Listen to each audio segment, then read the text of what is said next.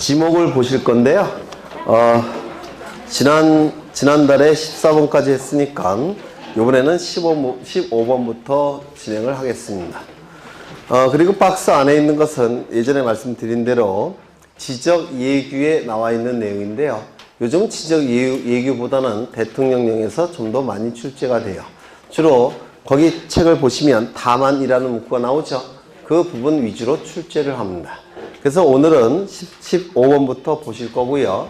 그 다음에 5월달, 6월달에는 박스 안에 있는 내용을 보겠습니다. 박스 안에 있는 거. 네. 그래서 이 지목과 관련해서 보통은 두 문제가 출제가 돼요. 두 문제가 출제가 되는데 나중에 문제풀이 할 때 다 암기가 되세요. 그래서 거의 안 틀리세요. 걱정은 안 하셔도 됩니다. 그러면 이제 15번부터 좀 보겠습니다. 15번에 철도용지가 나오는데요. 철도용지. 이 철도용지, 거기 박스 안에 있는 거 보죠? 사설철도의 부지는 철도용지로 하고 라는 표현이 있죠. 네. 예전에 일제시대 때는 전부 다 사설철도였어요. 예, 국가철도가 아니라 사설철도였습니다. 근데 강복이 되면서 국가철도로 기속을 시켰고 지금은 철도공사라는 공기업 소속으로 바꿨죠. 그렇죠. 그런데 이 사설철도라는 것은 자본을 누가 낸 겁니까? 민간 자본이 들어갔죠. 그런데 민간 자본이 들어갔건 국가 자본이 들어갔건 공공 자본이 들어갔건 철도라는 데는 변화가 없습니다. 맞습니까? 따라서 사설철도 부지도 당연히 철도용지 안에 포함을 시키는 겁니다. 사설철도 부지도 당연히 철도용지 안에 포함을 시킵니다.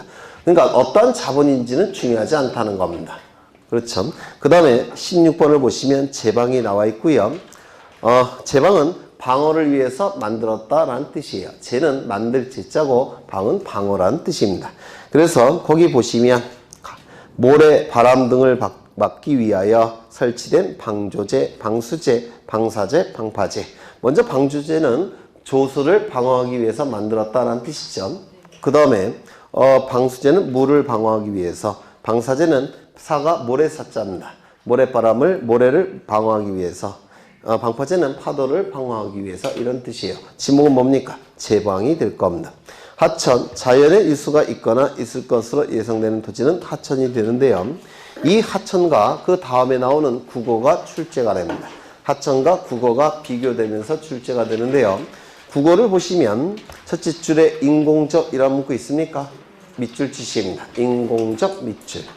그 밑에 소규모라는 문구 있습니까? 소규모 밑줄.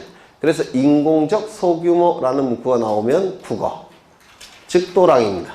구는 또랑 구자고 거도 또랑 거자예요. 그래서 또랑이라는 뜻인데요. 인공적 소규모라는 문구가 나오면 이는 국어.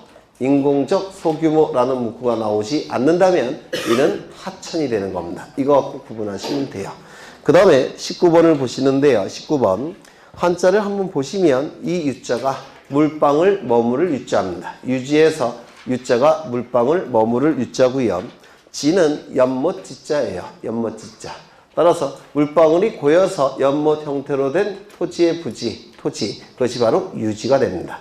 물이 고여서 연못 형태로 된 부지. 이것이 바로 유지라는 지목입니다. 거기 보시면 댐, 물이 고여있죠. 그 다음에 저수지, 물이 고여있죠. 그리고 소류지, 소류지에서 소자는 작은 연못 소자예요. 작은 연못 소자. 유는 물방울 머무를 유. 지는 땅지자입니다.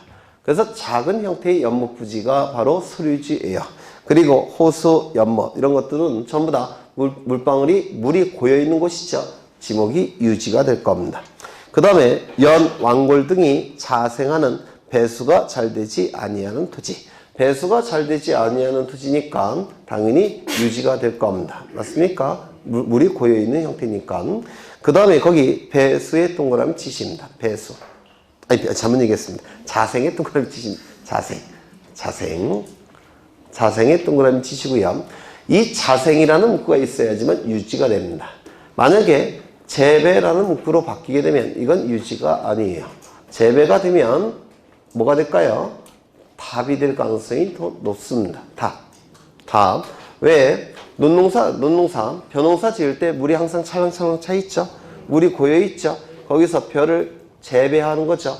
그래서 여기에 제외라는 문구가 나오면 이때는 답이 될 가능성이 더 높은 것이고 자색이라는 문구가 있을 때 유지가 되는 겁니다.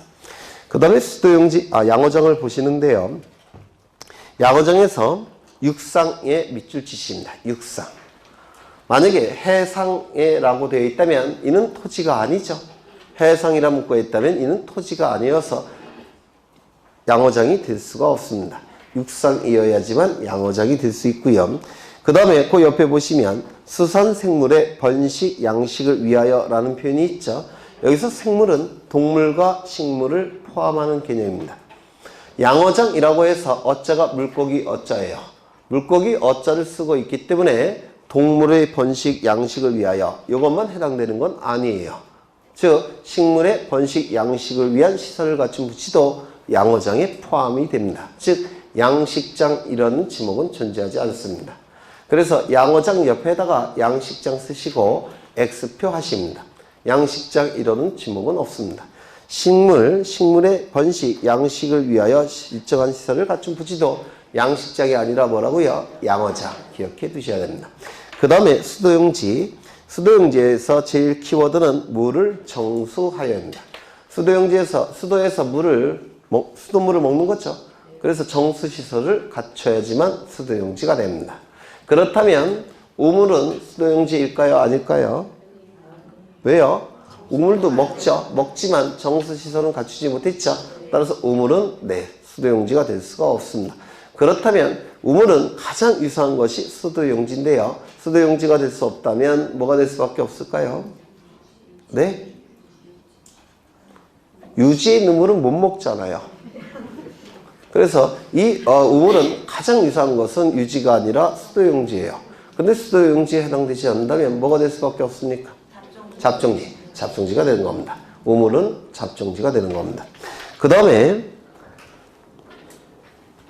그 밑에 배수관의 매설부지가 도로로 활용되더라도 지목은 그대로 수도용지. 도로에 배수관을 매설하더라도 지목은 그대로 도로이다. 이게 뭘까요? 등록 선회 원칙을 얘기하는 겁니다. 이게 바로 등록 선회 원칙을 얘기해요. 먼저 등록한 바에 따라서 지목이 결정된다는 뜻입니다. 맞습니까? 네. 그걸 이해하시면 저절로 외우지 않으셔도 골라내실 수가 있을 겁니다. 공원, 일반 공중의 보건, 휴양, 정서 생활을 이용하기 위해 밑줄 치점, 보건, 휴양, 정서 생활. 보건, 휴양, 정서 생활. 이게 키워드입니다. 그러면 오른쪽을 보시면 밑에 거부터 보죠. 자연공원법상의 공원, 국립공원, 도립공원, 국립공원은 사람의 보건, 휴양, 정서 생활이 주목적일까요? 아닙니다. 자연 자체의 보존이 주목적입니다.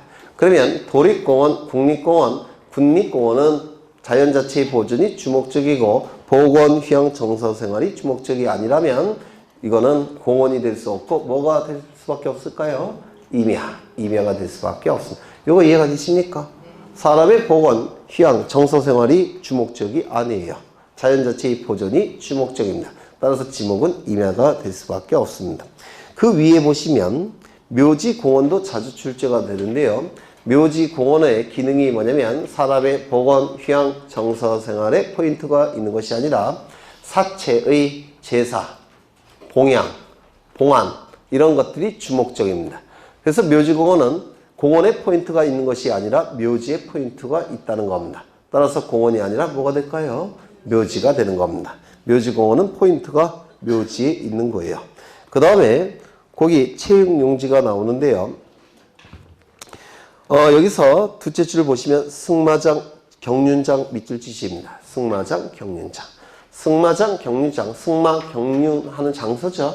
이건 올림픽 정식 종목이에요. 하계올림픽 정식 종목입니다. 따라서 체육용지가 될 수밖에 없을 테고요.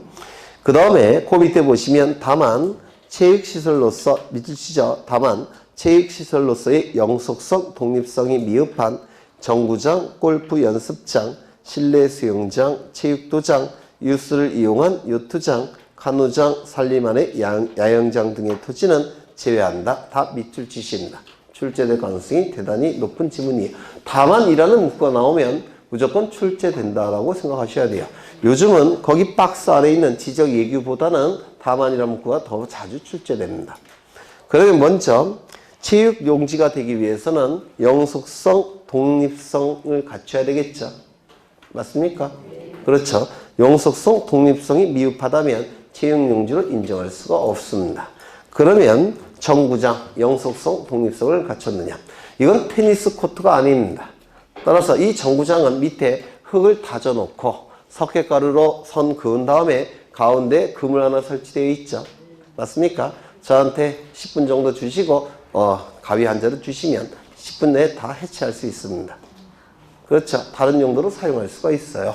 따라서 영속성, 독립성을 갖추지 못했다라고 평가합니다. 체육용지는 아닐 겁니다. 맞습니까? 두 번째 골프 연습장. 이거는 규모에 따라서 다른데요. 규모가 대단히 크다면 이것도 체육용지가 될 수가 있을 거예요. 그런데 규모가 아주 작아서 가위 한 자루로 1시간 내에 해체가 가능하다면 이것도 체육용지가 될 수가 없을 겁니다. 그렇겠죠? 네. 그 다음에 옆에 실내 수영장. 이 실내 수영장도 규모에 따라 다를 텐데요. 작은 규모라고 한다면 예를 들어서 물을 빼버리면 끝나버리는 경우도 있겠죠? 네. 이것도 실내 수영장은 영수성, 독립성을 갖추지 못한 것도 있을 겁니다. 그 다음에 유수를 이용한 요트장, 카누장. 이 보통 하천에 요트 카누 이렇게 하는 거 있겠죠? 근데 이 요트 카누는 그 강가에다가 접안 시설이 있어야 됩니다. 그런데 이 접안 시설은 도끼 한 자루면 1시간이면 깨낼 수가 있어요. 시멘트 1시간이면 깨집니다. 나무로 된 것도 1시간이면 접안 시설을 깨낼 수가 있습니다. 이것도 영속성, 독립성이 미흡하다고 평가합니다. 그래서 체육용지로 인정하지 못하겠다는 겁니다. 그 다음에 산림안의 야영장. 이거 어떨까요? 이동식 화장실. 치워버리면 끝나죠. 네, 따라서 이것도 영속성, 독립성을 갖추지 못했다고 평가합니다. 그래서 이 다만부터 나오는 문구는 다 암기하셔야 되는데요. 영속성, 독립성과 연결시켜서 이해를 하셔야 돼요. 그래야지만 기억이 오래 갈 겁니다. 그 다음에 유원지를 보시는데요. 유원지는 키워드가 첫째 줄에 종합적이라는 문구가 있어야지만 유원지가 됩니다. 종합적 밑줄 치시고요. 거기 둘째 줄 보시면 어린이 놀이터 있죠. 이 어린이 놀이터는 아파트 단지 안에 있는 그 어린이 놀이터가 아니에요. 어린이 대공원 이 정도는 돼야 될 겁니다. 그렇겠죠? 그래서 이거 밑줄 치시고 좀 기억해 두셔야 되고요. 그 다음에 경마장 있습니까? 경마장 밑줄 치십니다. 경마장은 체육용지가 아니에요. 도박하는 거 아닙니까? 그렇죠? 그래서 이거 유원지 안에 포함을 시킵니다. 뚝섬 경마장. 예전에 뚝섬 경마장이었는데요. 지금 뭐로 바뀐지 아십니까? 뚝섬 유원지. 그렇죠. 예전엔 제가 대학 다닐 때만 해도 뚝섬 경마장이었어요. 근데 지금은 뚝섬 유원지입니다. 그렇죠. 그 다음에 넘기겠습니다.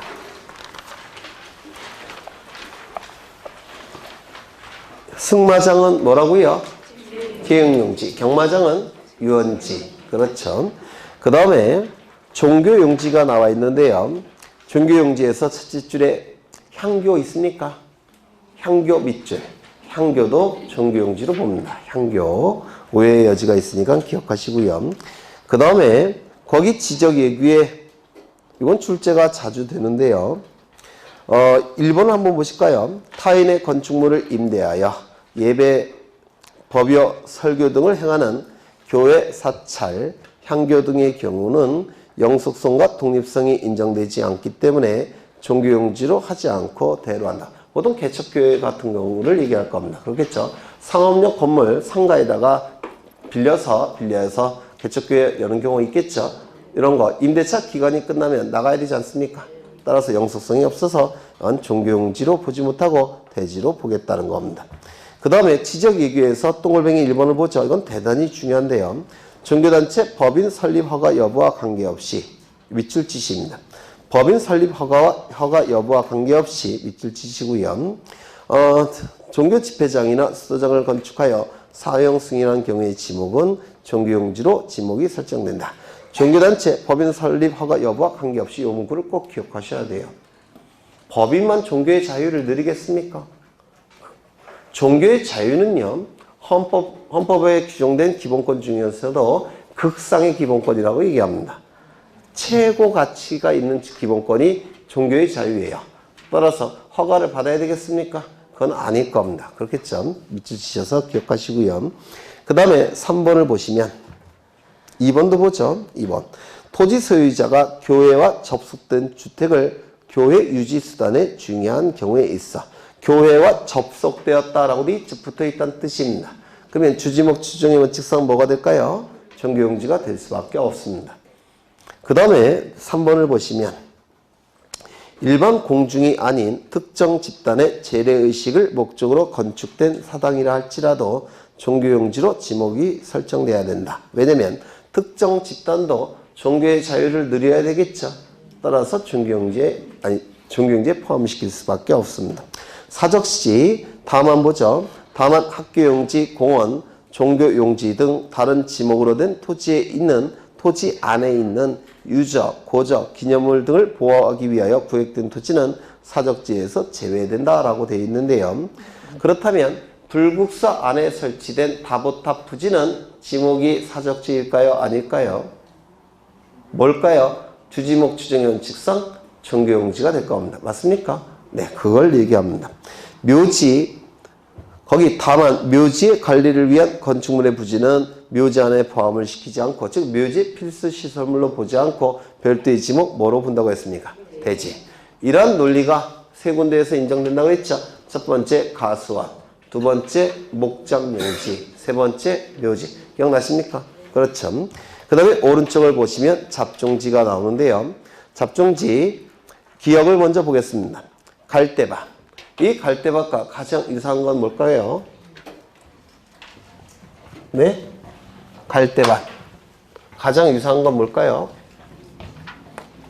예전에 산림이라는 지목도 있었고요. 원야라는 지목도 있었는데 이 두 개의 지목이 합쳐져서 임야라는 지목으로 바뀌었다고 했는데 기억나십니까? 이 산은 매산자를 쓰고요. 이건 수풀림자입니다. 그래서 이 산림에 해당되는 토지가 뭐가 있었냐면 수림지, 중림지가 있었습니다. 이 수는 나무 숫자예요. 그리고 이건 수풀림자고 나무들이 빽빽히 들어서 있는 토지. 이게 수림지라는 토지입니다. 중림지는 대나무 죽자고 수풀림자입니다. 대나무가 빽빽히 들어서 있는 토지가 중림지예요. 그래서 이러한 토지는 지목이 산림이라는 지목이었습니다. 여기 원야라는 지목이 있는데요. 이 원자는 근원원자예요. 근원원자. 그래서 이거는 들판 야자입니다. 그래서 근원적인 들판, 뭔가 휑한 느낌이 나는 근원적인 들판, 원야라는 지목입니다. 여기에 해당되는 토지가 뭐가 있었냐면 자갈땅, 모래땅, 암석지, 황무지, 습지, 이런 토지들이 바로 원야라는 지목이었습니다. 뭔가 휑한 느낌이 나죠? 나무가 있습니까? 없습니까? 나무가 없어요. 그렇죠? 뭔가 근원적인 들판, 이게 바로 원야라는 지목이었습니다. 이렇게 성질이 다른 두 개의 토지가 하나로 합친 겁니다. 나무들이 빽빽히 들어서 있죠? 나무가 거의 없죠? 이렇게 성질이 다른 두 개가 하나로 합친 거예요. 그래서 이 임야라는 지목은 나무가 있어야지만 임야가 되는 게 아닙니다. 맞습니까? 그러면 해운대 해수욕장 지목이 뭘까요? 임야. 경포도 해수욕장도 지목이 임야가 되는 겁니다. 맞습니까? 그러면 갈대밭은 이 임야와 가장 유사한데요. 이 갈대를 나무로 볼 수 있습니까? 없죠. 그렇다고 갈대가 존재하기 때문에 이렇게 휑한 느낌이 납니까? 안 납니다. 따라서 갈대밭은 임야에 포함될 수가 없습니다. 가장 유사한 것이 임야인데 임야가 아니라면 지목이 뭐가 될 수밖에 없습니까? 잡종지가 되는 겁니다. 이거 이해가 되십니까? 갈대밭은 잡종지가 될 수밖에 없습니다. 그 다음에 실외에 물건을 쌓아두는 것. 가장 유사한 것은 쌓아놓는 곳이니까 창고용지가 가장 유사합니다. 문제는 창고용지는 실외가 아니라 실내입니다. 맞습니까? 그러면 실외이기 때문에 창고용지에는 해당되지 않을 겁니다. 뭐가 될 수밖에 없습니까? 잡종지가 될 수밖에 없을 겁니다. 맞습니까? 그렇죠. 그 다음에 옆에 보시면 돌을 캐내는 곳, 흙을 파내는 곳, 이것도 잡종지로 보겠다는 겁니다. 돌을 파내는 곳, 흙을 캐내는 곳. 이것도 잡종지가 되는데요. 특이한 게 그 위에 보시면 다만이라는 문구 있죠. 원상회복을 조건으로 돌을 캐내는 곳 또는 흙을 파내는 곳으로 허가된 토지는 잡종지에서 제외한다 라고 되어 있습니까? 그렇죠. 그러면 잡종지에서 돌이나 흙을 파낼 때는 이때는 원상회복을 조건으로 하지 않습니다. 맞습니까? 그러면 다른 데서 돌이나 흙을 파낼 때는 보통 원상회복을 조건으로 하게 될 겁니다. 그 다른 것은 보통은 어디일까요? 네, 거기 원상회복을 조건으로 돌이나 흙을 파내는 곳. 이건 잡종지는 아니라면서요. 그럼 보통 어디겠습니까? 여기서 파내지 않을까요? 자갈땅, 모래땅, 암석지 이런 데서 돌이나 흙을 파내겠죠. 그럼 여기서 파낼 때는 원상회복 시켜야 됩니다. 맞습니까? 그렇지 않습니까? 여기서 파낼 때는 원상회복 시켜야 될 테고 잡종지에서 파낼 때는 원상회복 시킬 필요가 없다는 겁니다. 그 다음에 야외시장. 야외시장과 가장 이상한 것은 주거, 사무실, 점포, 문화시설 중에서 시장이라는 표현이 있으니까 점포에 해당되겠죠. 맞습니까? 그런데 점포가 되기 위해서는 건축물이 있어야 되는데 야외라는 표현이 있으니까 점포에 해당되지 않겠죠. 그러면 야외시장은 가장 이상한 것은 점포라서 대지가 될 텐데 대지가 될 수 없다면 뭐가 되겠습니까? 잡종지가 될 수밖에 없는 겁니다. 비행장, 가장 이상한 것은 주차장이에요. 그런데 비행장을 주차장으로 보게 되면 비행기가 참 슬퍼하겠죠. 가격 차이가 얼만데. 그렇죠. 그러면 비행장이 잡종지가 될 수 없다면 뭐가 될 수밖에 없습니까? 네? 아니, 잘못 얘기했네요. 비행장을 주차장으로 볼 수 없다면 뭐가 될 수밖에 없습니까? 잡종지가 될 수밖에 없다는 겁니다. 공동우물, 아까 보셨죠? 가장 이상한 것은 수도용지가 될 텐데 수도용지가 되기 위해서는 청소시설을 갖춰야 됩니다. 그건 갖추지 못했으니까 당연히 잡종지가 될 겁니다. 영구적 건축물 중 변전소, 송신소, 수신소. 가장 이상한 것은 영구적 건축물이라는 표현이 있으니까 대지가 될 겁니다. 하지만 대지가 되기 위해서는 영구적 건축물 중 주거, 사무실, 점포, 문화시설의 건축물이 있어야 되죠. 따라서 이거는 주거, 사무실, 문화시설, 주거, 점포, 사무실, 문화시설이 아니니까 대지가 될 수가 없습니다. 뭐가 될 수밖에 없습니까? 잡종지. 그렇겠죠. 그 다음에 송유시설. 가장 이상한 건 뭘까요? 강천지 아니면 주유소가 될 겁니다. 그런데 강천지에서 송유시설은 강천지에서 제외한다고 그랬죠. 기억나십니까? 송유시설을 강천지에 포함시켜버리면 강천지의 범위가 너무 넓어진다고 하지 않았습니까? 따라서 이 송유시설은 강천지에서 제외를 시킨다고 했습니다. 그렇다면 강천지는 될 수가 없고 그 다음에 이상한 것은 주유소가 될 겁니다. 왜? 유라는 기름이 있으니까. 맞습니까? 그런데 주유소가 되기 위해서 뭐와 연관이 있어야 된다고 했습니까? 판매를 위하여. 기억 하나도 안 나시는가 봐요. 네. 5월, 6월 달에 다시 한번 할 겁니다. 네. 판매와 관련이 되어야지만 주유소가 됩니다. 그런데 이 송유시설 자체는 판매와 관련이 없는 거죠. 따라서 주유소도 될 수가 없습니다. 가장 이상한 것은 강천지와 주유소가 될 텐데 둘 다 해당되지 않는다면 뭐가 될 수밖에 없을까요? 잡종지가 될 수밖에 없습니다.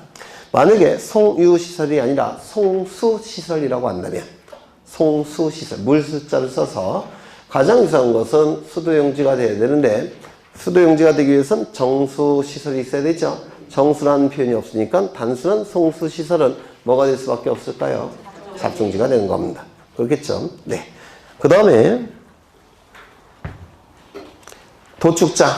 가장 이상한 것은 목장용지예요. 그런데 목장용지로 볼 수는 없죠. 목장용지는 키우는 것, 도축장은 죽이는 것. 목장용지가 될 수가 없습니다. 그럼 뭐가 될 수밖에 없습니까? 잡종지가 될 수밖에 없을 겁니다. 자동차 운전학원 가장 이상한 것은 학교용지입니다.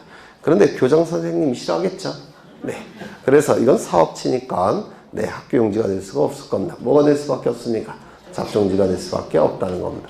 그 다음에 쓰레기 및 오물 처리장 등의 부지. 뭔가 잡스러운 느낌이 강하게 풍기죠. 네, 잡종지가 될 겁니다. 그 다음에 거기 특징 및 구별을 보시는데요. 1번을 보시면 농어촌 휴양지 내 야영장으로 조성된 토지는 잡종지로 한다. 아까 뭐에서 제외한다고 했습니까? 체육용지. 그렇죠. 네. 가장 유사한 것은 체육용지인데 체육용지에서 제외한다면 뭐가 될 수밖에 없다고요? 잡정지. 그렇죠. 그 다음에 2번은 보셨고 3번을 보십니다. 분류 종말 처리장. 이건 잡스러운 느낌이 나니까 잡정지가 될 테고요. 위험물 이동 탱크 저장소. 가장 유사한 것은 주유소가 됩니다. 근데 주유소를 볼 수 없죠. 왜? 판매와 관련이 없으니까 뭐가 될까요? 잡정지가 될 겁니다. 콩나물 재배사. 콩나물은 가장 유사한 것은 전이나 답이 될 거예요. 전이나 답. 전은 뭡니까? 물을 상시적으로 이용하지 않고, 답은요, 물을 상시적으로 이용하고. 맞습니까? 그러면 콩나물 재배할 때 물을 상시적으로 이용합니까? 항상 콩나물 뿌리가 물에 차 있습니까? 아, 콩나물 안 키워보셨네요. 저는 키워봤는데, 어릴 때. 할머니가 시켜갖고 매일같이 10분마다 물 뿌려주죠. 뿌리가 물이 거기에 썩어요. 네.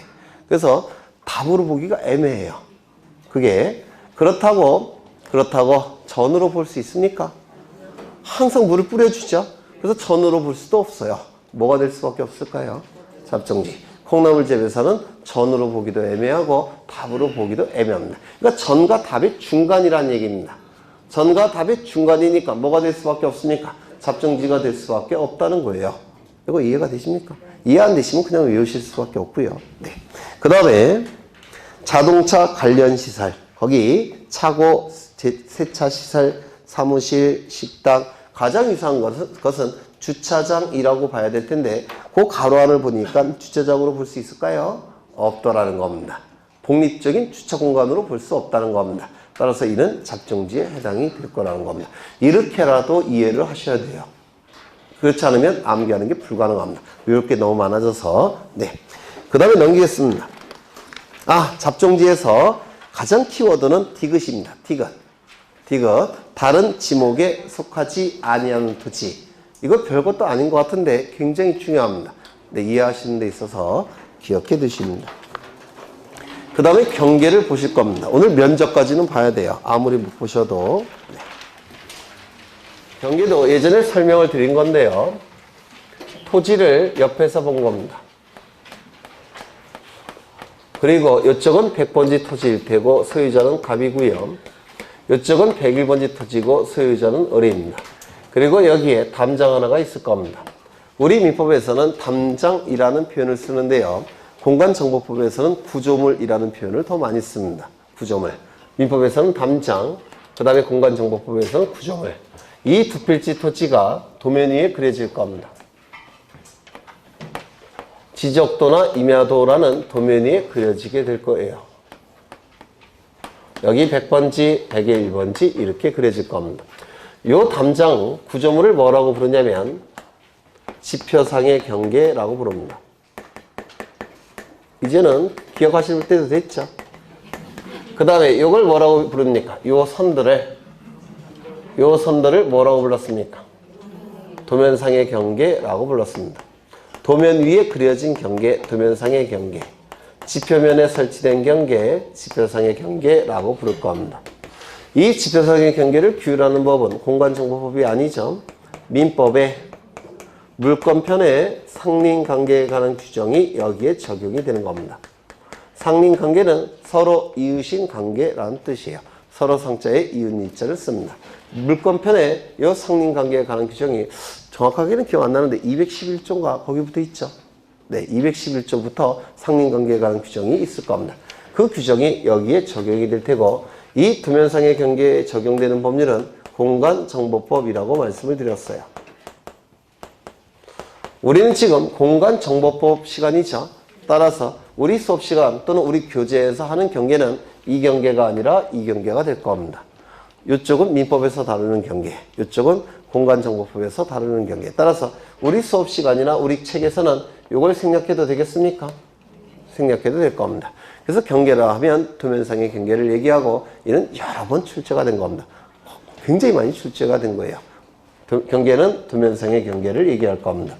이 경계가 여기에 그려질 때는 정확하게 그려야 되기 때문에 측량을 통해서 정확하게 일치하게끔 그려야 됩니다. 측량을 통해서. 그래서 이때 하는 측량을 평판 측량이라고 불러요. 그래서 지표상의 경계를 도면 위에 그릴 때는 평판 측량의 방법을 사용해서 여기다가 정확하게 그릴 겁니다. 문제는 시간이 흘러가면 한 30년 정도가 흘러가면 이거 무너지는 경우도 있겠죠. 무너진다면 다시 설치하겠죠. 다시 설치할 때 그 위치에 설치를 못하고 옆에 설치하는 경우도 있을 거예요. 그렇다면 이 경계와 일치하게 됩니까? 일치하지 않게 됩니까? 일치하지 않게 됩니다. 많이 흘러갔다면. 그렇죠. 시간이 많이 흘러가면 여기서도 분할과 합병이 반복이 돼서 지저분해지게 되면 지적 제조사 사업을 해서 다시 그립니다. 지적 제조사 사업을 해서 다시 그릴 때 정확하게 못 그리는 경우도 있을 겁니다. 그때도 일치하지 않게 될 겁니다. 그래서 이따금씩은 일치하지 않는 경우도 있어요. 그러면 일치시켜야 될 겁니다. 맞습니까? 네, 일치하지 않는다면 일치시켜야 될 겁니다. 일치시킬 때는 어느 걸 기준으로 어느 걸 바꾼다고 했습니까? 일치하지 아니할 때는 일치시켜야 되겠죠. 어느 걸 기준으로 어느 걸 바꾼다고 했습니까? 기억 안 나세요? 요 민법을 뭐라고 부르냐면 일반적인 생활관계를 규율한다고 해서 일반법이라고 불러요. 정확하게는 일반사법이라고 부릅니다. 국민의 일반적인 생활관계를 규율하는 법, 일반법이라고 부르고요. 이 공간정보법은 국민의 특별한 생활관계를 규율하는 법이라고 해서 특별법이라고 부릅니다. 정확하게는 특별공법이에요. 그러면 일반법과 특별법이 있을 때 어느 것이 우선적으로 적용되는 겁니까? 특별법. 우리 헌법 이론에 나와 있습니다. 헌법에 특별법 우선의 원칙이라는 게 있습니다. 따라서 이 법이 먼저 우선적으로 적용이 됩니다. 그렇다면 어느 경계가 우선적으로 적용돼야 되겠습니까? 도면상의 경계가 우선하는 겁니다. 그래서 이 경계를 기준으로 해서 이 경계를 바꿔줘야 됩니다. 이게 원칙입니다.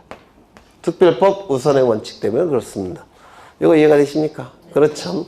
그런데 만약에 이 경계가 위조가 됐다든지 변조가 됐다든지 또는 허위로 작성이 되었다는 특별한 사정이 있다면, 이러한 특별한 사정이 있다면 이때도 도면상의 경계가 기준이 돼야 되겠습니까?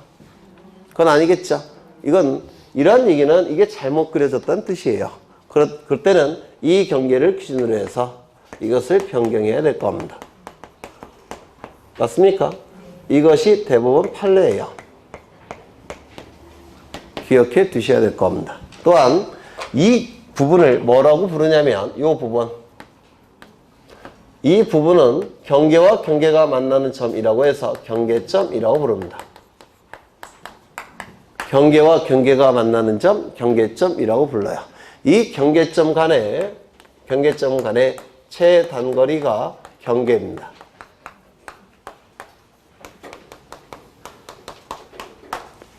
여기는 경계점 간의 최단거리가 경계이기 때문에 경계가 이렇게 그려질 수 있습니까? 없습니다. 따라서 경계는 뭐가 될 수밖에 없습니까? 직선이 될 수밖에 없다라고 했습니다. 이를 경계직선주의라고 얘기를 했습니다. 여기 담장은 곡선으로 설치할 수도 있겠죠. 하지만 도면 위의 경계는 반드시 직선이어야 됩니다. 개념이 그렇기 때문에 그래요. 경계점 간의 최단거리이기 때문에 그렇습니다. 최단거리는 여기가 팽팽해야 되죠. 구불하면 최단거리가 안 되죠. 따라서 경계는 직선이어야 됩니다. 또한 여기 직선은 선이죠. 선은 이렇게 생겼을 거예요. 그러면 이 선은 가운데를 쪼갤 수 있습니까? 분할할 수 있습니까? 없죠. 분할이 되기 위해서는 면적이 존재해야 돼요. 면적이 존재하기 위해서는 가로, 세로가 있어야 됩니다. 맞습니까? 그런데 이건 가로만 있죠. 세로가 없습니다. 면적이 존재할 수가 없어요. 선은 면적이 존재하지 않습니다. 그렇다면 이 경계는 직선이니까 불가분. 즉 분할하는 것이 불가능하다는 겁니다. 이를 경계 불가분의 원칙이라고 부릅니다. 경계 불가분의 원칙. 그 다음에 이 갑이 100번지 토지 소유자 갑이 이 부분을 을에게 매도를 합니다. 갑이 을에게 매도를 해서 돈 받고 팔았다는 겁니다. 그러면 경계가 이쪽으로 옮겨져야 되겠죠. 맞습니까? 그러면 옮기기 위해서 갑과 을은 지적소관청에 가서 열람을 신청한 다음에 볼펜으로 이렇게 선을 그을 수 있습니까? 없겠죠. 이건 누가 해야 됩니까? 지적소관청이 해야 됩니다. 맞습니까? 경계를 옮기고 싶다면 지적소관청에게 옮겨달라고 신청해야 된다. 그리고 지적소관청이 옮겨줘야 되겠죠. 그걸 갑과 을이 임의로 옮길 수 있느냐? 없다는 겁니다. 그래서 경계는 움직일 수가 없습니다. 옮기고 싶다면 누가 움직여야 된다고요? 지적소관청이 움직여야 된다. 이를 경계 부동성의 원칙이라고 얘기합니다. 부동, 움직일 수 없다는 뜻이에요. 그렇죠? 그 다음에 하나 더. 이 도면은 축척이 600분의 1입니다. 그런데 도면이 한 장 더 있어요. 한 장 더 있는데 이 도면은 축척이 1200분의 1로 그려졌고요. 1200분의 1이니까 이렇게 작게 그려졌을 겁니다. 그러면 1200분의 1의 이 경계와 600분의 1의 이 경계는 어느 것이 더 정밀할까요? 이것이 더 정밀하겠죠. 따라서 대축적 도면과 소축적 도면 중에서 어느 도면의 경계를 우선해야 되겠습니까? 대축척. 이를 뭐라고 부르냐면 축척은 종대, 대축척을 따라야 된다는 원칙, 축척 종대 원칙이라고 부릅니다. 축척은 대축척을 따라야 된다는 원칙. 종자는 따를 종자예요. 그렇죠? 네, 이런 것들이 이제 설명이 되어 있을 겁니다. 그러면 책을 좀 보시면 53쪽에 의에서 둘째 줄에 도면상의 경계 있습니까? 꼭 기억하셔야 돼요. 그 다음에 토지를 분할할 때는 경계가 그려져야 됩니까? 분할은 한 필지 토지를 두 필지로 나누는 것을 뭐라고 얘기합니까? 분할이라고 얘기하죠. 맞습니까? 그러면 여기 경계가 새로 그려져야 됩니까? 경계를 그릴 때 뭘 필요합니까? 측량. 그렇죠. 측량을 통해서 경계가 그려져야 될 겁니다. 맞습니까? 그러면 이때 이쪽 면적과 이쪽 면적을 사시 측정해야 되겠습니까? 전체가 100제곱미터예요. 측량을 통해서 여기 경계를 그렸습니다. 이쪽 면적 다시 측정해야 되겠습니까? 그럼 어떻게 해요? 다시 측정해야 되죠. 경계가 그려지면 다시 측정해야 됩니다. 그럼 대충 눈으로 여기 한 50, 50 이렇게 하고 면적을 측정해야 됩니다. 경계가 새로 그려지려면 측량을 통해서 그린 다음에 그 새로 그려진 경계를 가지고 면적을 다시 측정해야 됩니다. 두 필지 토지를 한 필지로 합치겠습니다. 그러면 한 필지로 합치는 것은 경계를 그리는 것이 아니라 지우는 거죠.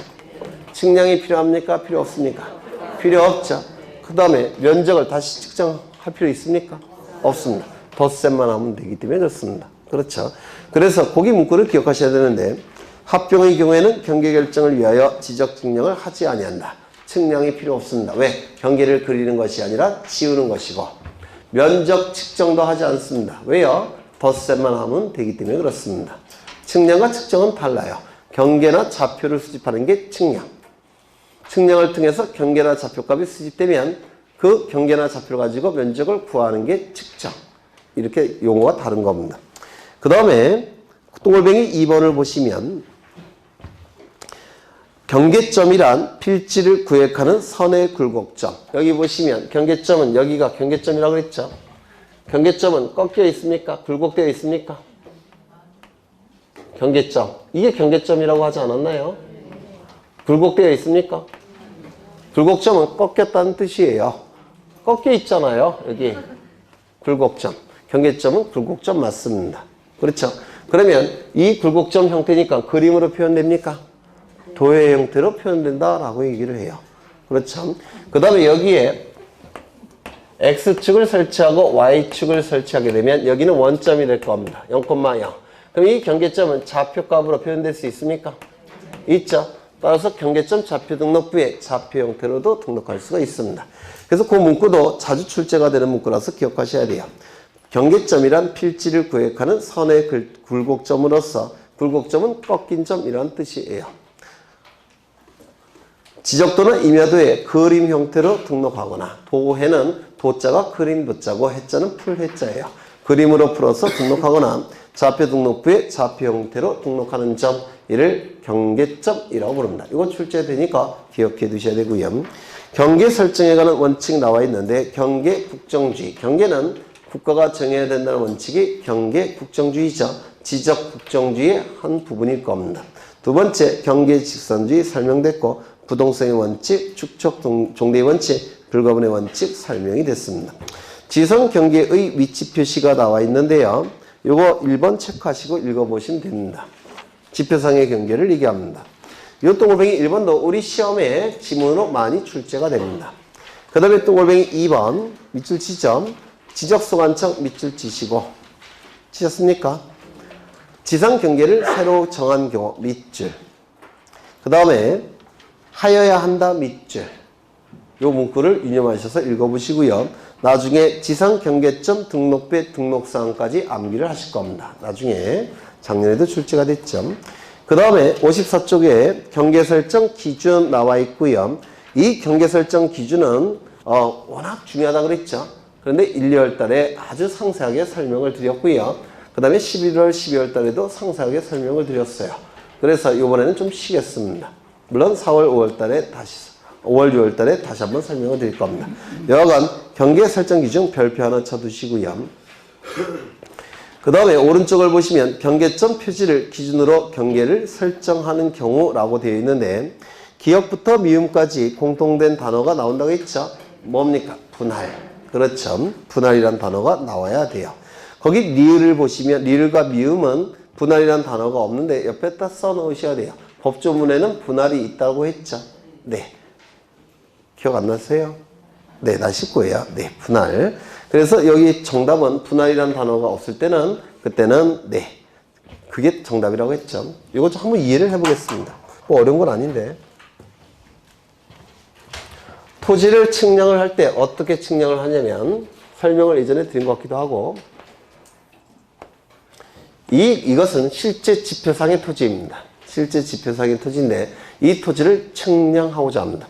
토지를 측량하기 위해서는 뭐가 필요할까요? 측량기구가 있어야 되겠죠.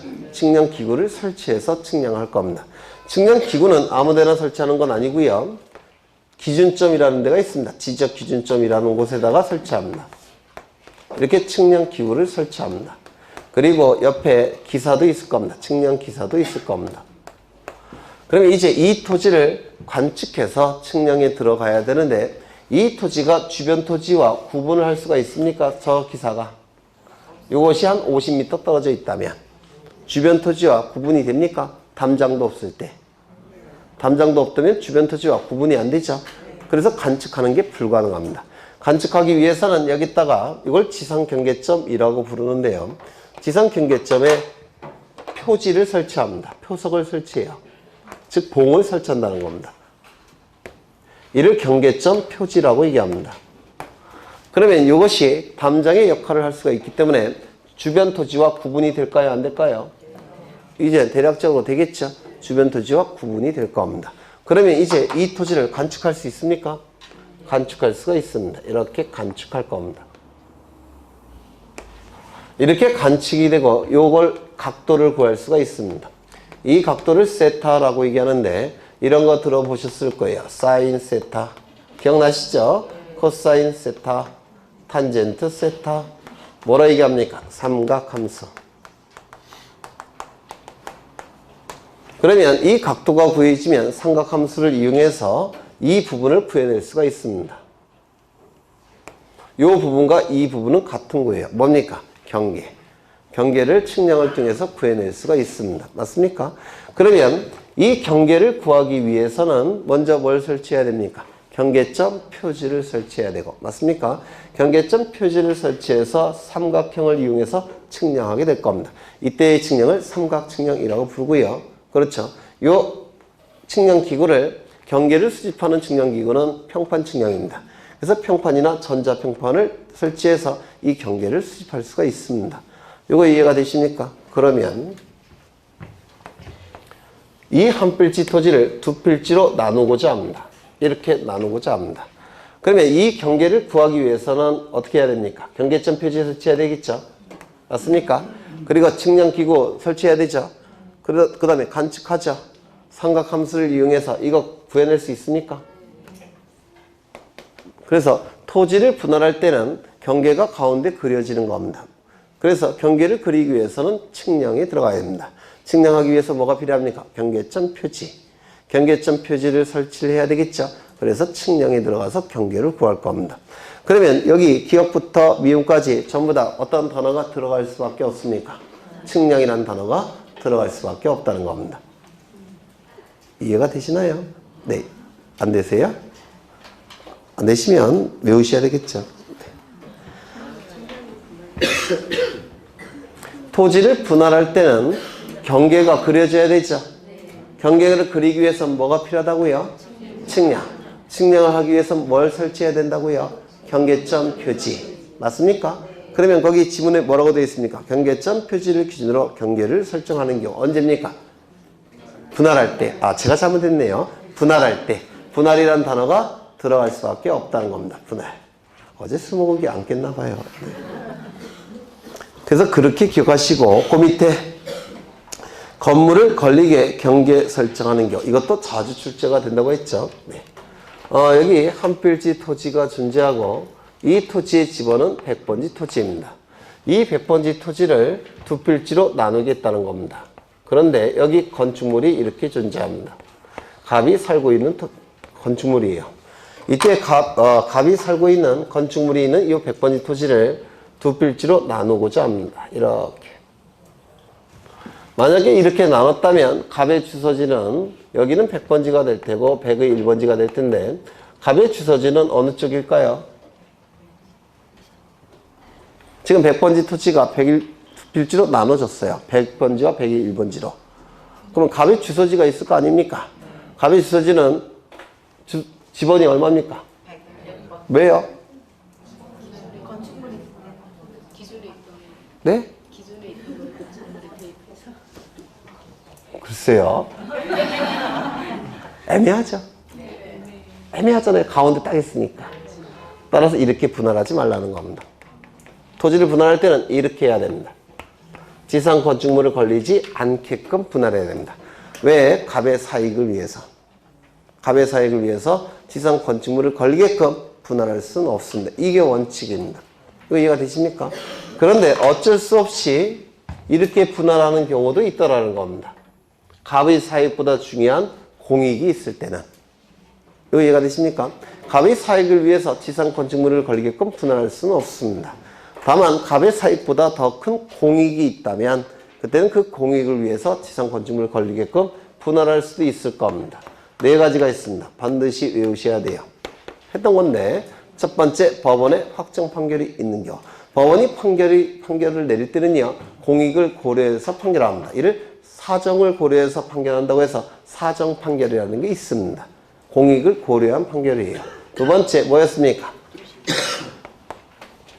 네? 우리 교재가 법조문과 좀 달리 쓰여져 있어서 보통 법조문은 공공사업입니다. 법원의 확정 판결, 공공사업. 여기 뭐라고요? 법원의 확정 판결. 두 번째는 공공사업. 공공사업이라는 단어가 나오면 자동적으로 뒤따르는 지목이 있다고 했죠. 뭐 있었습니까? 공공사업이 나오면 자동으로 뒤따르는 지목이 있어요. 절, 제, 전, 구, 유, 수, 학, 도. 8개. 세 번째는 뭐였죠? 도시개발사업. 네 번째는 도시군 관리계획서. 오타예요. 도시군 관리계획서입니다. 그래서 법조문 순서는 이거예요. 첫 번째, 법원의 확정 판결, 밑줄. 두 번째, 공공사업 밑줄. 공공사업 없죠? 거기 써 넣으세요. 있어요? 니은에 공공사업이라는 단어가 없잖아요. 네? 공공사업과 공공사업 시행자는 뜻이 같아요? 다르잖아요. 그렇죠? 그래서 그 지목 앞에 공공사업이라고 쓰십니다. 첫 번째 뭐라고요? 법원의 확정 판결. 두 번째는 공공사업. 세 번째는 도시개발사업. 네 번째는 도시군 관리계획서. 전부 다 공익과 관련된 사업들입니다. 외워두십니다. 첫 번째, 법원의 확정 판결. 두 번째, 공공사업. 세 번째, 도시개발사업. 네 번째, 도시군 관리계획서. 그 경우에는 지상 건축물을 걸리게끔 분할할 수도 있다는 겁니다. 네 가지니까 얼마나 시험 내기에 좋겠습니까? 그렇겠죠? 네. 그 다음에 넘겨보시면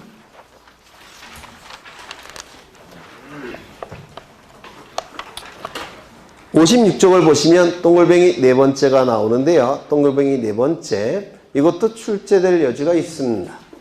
이것도 어디에 밑줄 치시냐면 둘째 줄에 사업계획도와 다를 때라는 문구 있으니까 사업계획도와 다를 때 밑줄. 그 다음에 그 옆에 통지 동그라미, 통지하여야 한다 밑줄 치시고 통지 동그라미, 요거 갖고 장난을 칩니다. 이것도 출제될 수 있는 지문이에요. 넘기겠습니다. 면적까지는 할 거예요. 면적을 보시면 그만할까? 공간정보법을 빨리 끝내야지만 어려운 등기법에 시간을 투자할 수가 있어요. 네, 우리는 등기법 12개를 목표로 할 겁니다. 12문제 중에서. 그래서 왜요? 우린 등기법 다 맞을 거예요. 2학년들은 그게 얼마나 대단한 건지 알죠? 네, 우리 12개를 목표로 할 거라서 공간정보법을 빨리 끝내야 됩니다. 이건 예전에 했던 건데요. 여기서부터 여기까지가 100번지 토지입니다. 100번지 토지고 소유자는 갑입니다. 소유자는 갑이고요. 그 다음에 이 100번지 토지가 도면 위에 등록이 됩니다. 물론 측량을 통해서 도면 위에 등록이 될 겁니다. 이런 식으로. 측량을 통해서 도면 위에 등록이 될 겁니다. 이때 이 도면 위에 등록되는 이 경계는 이 토지를 위에서 내려다 봤을 때 그 모양이 여기에 등록이 되는 겁니다. 그렇겠죠? 토지를 위에서 내려다 봤을 때 그 모양이 여기에 등록이 됩니다. 문제는 위에서 내려다 봤을 때 높은 부분과 낮은 부분이 구분이 되지 않습니다. 이거 이해가 되십니까? 한 1km 위에서 내려다보면 이 토지의 높은 부분과 낮은 부분이 구분되질 않아요. 따라서 위에서 내려다 봤을 때 그 모양은 이 모양과 이 모양이 같습니다. 위에서 내려다 봤을 때는. 이 모양이 바로 여기에 등록이 되는 겁니다. 이 모양이. 그래서 여기에서 이 경계가 이 모양이 그려지면 이 안의 넓이를 뭐라고 부르냐면 도면상의 넓이라고 얘기합니다. 즉 도면상의 면적이라고 부릅니다. 또는 이 부분이 여기에 그려진다고 했죠. 그리고 이 부분은 수평입니까? 경사졌습니까? 수평이죠. 따라서 수평면적이라고도 얘기합니다. 도면상의 면적, 수평면적이라고 불러요. 그 다음에 여기에 나와 있는 이 면적은 지표상의 면적이라고 부르죠. 지표면 위에 있는 면적, 지표상의 면적이 될 테고요. 그리고 이 면적은 경사졌죠. 따라서 경사면적이라고 부릅니다. 그러면 토지 소유자 갑이 사용하는 넓이는 이거겠죠. 실제 토지는 이겁니다. 그런데 도면 위에 등록되는 면적은 이거라고 했죠. 맞습니까? 그러면 실제 면적과 도면 위에 등록된 면적은 어느 것이 넓을 수밖에 없습니까? 실제 면적이 넓을 수밖에 없습니다. 맞습니까? 네. 실제로 소유자가 사용하고 있는 면적과 도면 위에 등록된 면적은 차이가 날 수밖에 없어요. 이거 이해를 하셔야 됩니다. 그렇죠? 이때 이 면적을 구하는 것이 면적을 측정한다라고 얘기합니다. 그래서 면적을 측정하는 것은 여기서 면적을 측정하는 게 아니라 여기서 면적을 측정하는 겁니다. 도면 위에서. 그렇죠? 면적을 측정하는 방법은 두 가지가 있는데 첫 번째, 전자면적 측정기라는 기구를 사용해서 면적을 측정하는 방법이 있을 겁니다. 이 전자면적 측정기를 가지고 이 도면 위에서 면적을 측정해내는 겁니다. 도면 위에서. 이 도면에 경계가 그려졌다면 그 경계 안에 들어와 있는 넓이가 면적이죠. 맞습니까? 이 도면 위에 경계가 그려졌을 때 이 경계를 기준으로 전자면적 측정기를 사용해서 면적을 측정하는 겁니다. 이 경계를 수집하는 측량을 평판 측량이라고 불러요.